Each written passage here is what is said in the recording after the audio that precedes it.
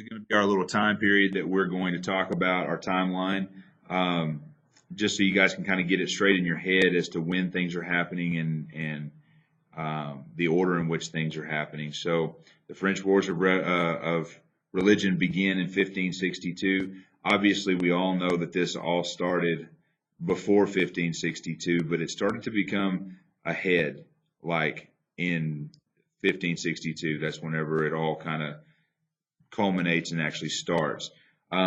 Spain is going to be a big player in this. England's going to be a big player in this.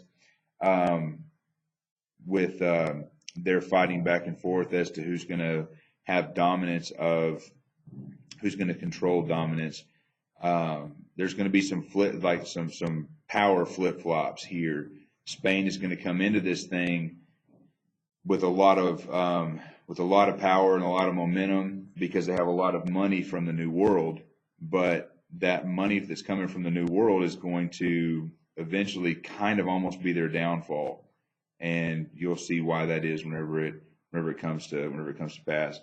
But England is going to actually defeat the Spanish Armada. I know that that's new news to most people, but this Armada is a huge, huge fleet of ships that were supposed to be like the best of the time.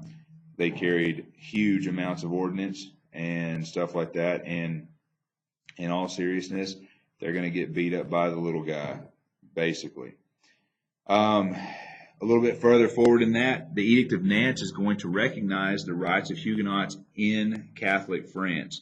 That's going to be a huge deal, huge deal, because it's pretty much going to put an end to the 30 Years' War.